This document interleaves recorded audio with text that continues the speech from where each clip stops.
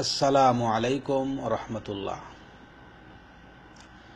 নাহমাদুহু ওয়া নুসাল্লি আলা রাসূলিহিল কারীম, আম্মা বাদ। আমাদের ফেরদাউস ভাই প্রশ্ন করেছেন যে মসজিদে প্রবেশ করার সময় কি ওযু করার শর্ত না কি।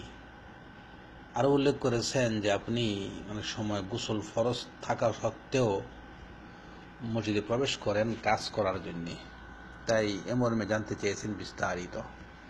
জাযাকাল্লাহু খাইরান। একটি অত্যন্ত গুরুত্বপূর্ণ প্রশ্ন। এ মর্মে বলবো যে মসজিদ আল্লাহর ঘর, যেখানে নামাজ, কোরআন তিলাওয়াত, জিকির আজকার করা হয়।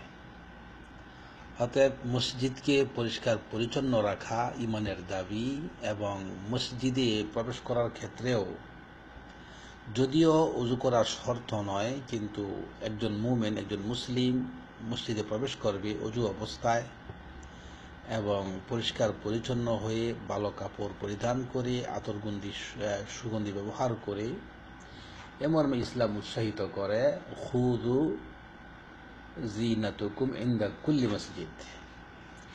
অতএব আপনি গোসল ফরজ হওয়া অবস্থায় মসজিদে প্রবেশ করেন কাজ করার জন্যে, এটা আসলে অত্যন্ত দুঃখজনক বিষয়। কেননা আমাদের অন্তত এতটুকু জ্ঞান থাকা জরুরি যে আমি মসজিদে কাজ করব।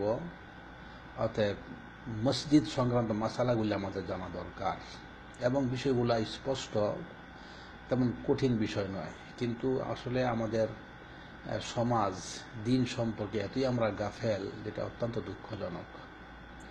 তো যাই হোক, আপনাকে বলবো যে মসজিদ আল্লাহর ঘর, এর রয়েছে বিশেষ মর্যাদা, বিশেষ সম্মান। তাই আমাদের যে স্বাভাবিক ফিতরাতি জ্ঞান, সেটাও সাক্ষী দেয় যে নাপাক অবস্থায় মসজিদে অবস্থান করা ঠিক হবে না।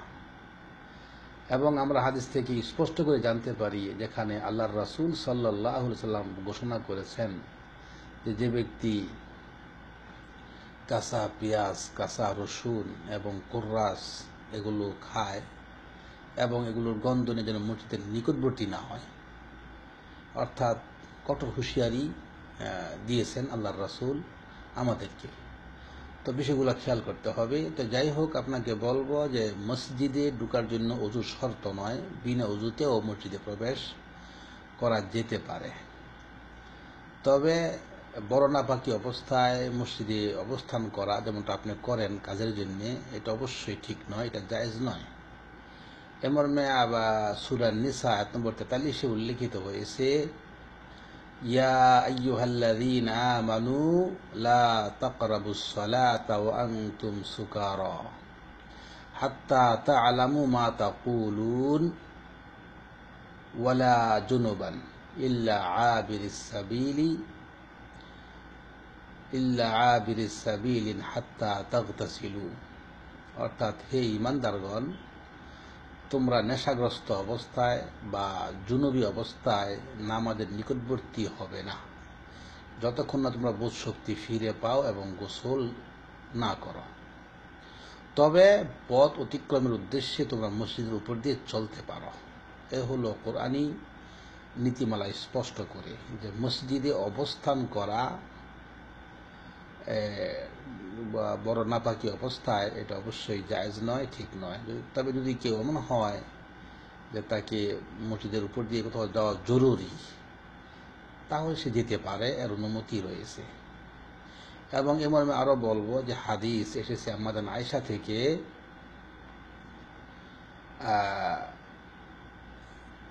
ওয়াজ্জিহু হাযিহিল বুয়ুতা আনিল মসজিদ ফাইন্নী লা উহিল্লুল মসজিদা লিহায়দিন ওয়ালা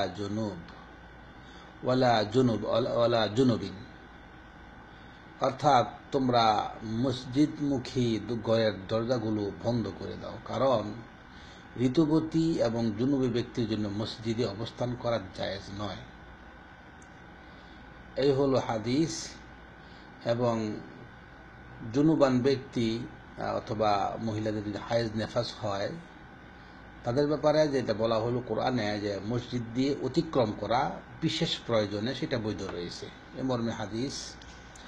এসেছে সহিহ মুসলিমে আমাদের আয়েশা থেকে, যেখানে আল্লাহর রাসূল সাল্লাল্লাহু আলাইহি সাল্লাম থেকে বর্ণিত হয়েছে যে আমাদের আয়েশা বলেন যে আমাকে রাসূল সাল্লাল্লাহু আলাইহি সাল্লাম বললেন, মসজিদ থেকে নামাজের বিছানাটি আমাকে এনে দাও। আমাদের আয়েশা রাদিয়াল্লাহু আনহা তখন বললেন যে আমি ঋতুবতী।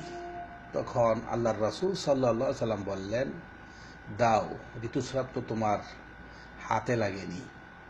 তো এরকম আরো কিছু হাদিস রয়েছে যাতে প্রমাণ হয় যে বিশেষ প্রয়োজনে, কেননা আল্লাহর রাসূল সাল্লাল্লাহু আলাইহি সাল্লামের আদেশ স্ত্রীর প্রতি ছিল, তার স্ত্রীর প্রতি, এটা অবশ্যই জরুরি গুরুত্বপূর্ণ আদেশ। এবং আল্লাহর রাসূল সাল্লাল্লাহু আলাইহি সাল্লাম এই অবস্থায় আদেশ করেছেন, এটা তিনি জেনে বুঝে করেছেন, অর্থাৎ সেটা বিশেষ প্রয়োজন ছিল।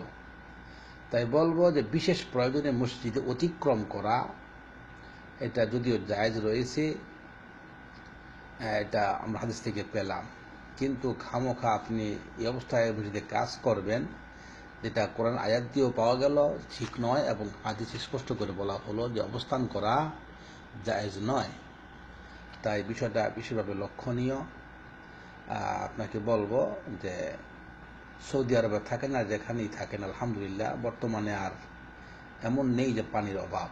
বিশেষ করে যেখানে আছেন সৌদি আরবে, এখানে পানির অভাব নয়, হয় আপনার ঘরে পানি আছে, নয়তো বা মসজিদে পানি আছে, এবং আপনার ডিউটি সেটা অবশ্যই খেয়াল করবেন। এবং আমরা জানি যে গোসলের প্রয়োজন হলে যথাশীঘ্র গোসল করে নেওয়া হচ্ছে উত্তম, এটাই হচ্ছে এই মাসালা। তো সেদিকে খেয়াল করবেন। এবং আবারও বলবো যে এই জুনুব অবস্থায়, বড় নাপাকি অবস্থায় কখনো মসজিদে অবস্থান করবেন না, এটা ঠিক নয়। আর যেটা বলছেন যে কাজ থেকে এসে নোংরা অবস্থায় মসজিদে প্রবেশ করেন, সেটা অবশ্যই বলবো, যেটা আগে বলেছি যে মসজিদ এর রয়েছে বিশেষ মর্যাদা, এবং এখানে পরিষ্কার পরিচ্ছন্ন হয়ে যাওয়া হচ্ছে উত্তম। তবে যদি আপনি অন্য কাজ থেকে এসে মসজিদে আবার কাজ করেন, তখন লোকজন থাকে না, সেটা ভিন্ন বিষয়, করা যেতে পারে। কিন্তু লোকজন থাকলে সেখানে পরিষ্কার পরিচ্ছন্ন হয়ে যাওয়া, যাতে করে শরীরের গন্ধ যেটা ঘামের কারণে হয়, সেটার দ্বারা মানুষ এবং ফেরেশতাকুল যারা থাকে মসজিদে তারা কষ্ট না পায়, সেদিকে খেয়াল রাখতে হবে। এটাই হচ্ছে হাদিসের দাবি। আশা করি বুঝতে পেরেছেন। আল্লাহ রাব্বুল আলামিন আমাদেরকে আল্লাহর ঘর মসজিদের যথাযথ সম্মান করার তৌফিক দান করুন। আল্লাহুম্মা আমিন।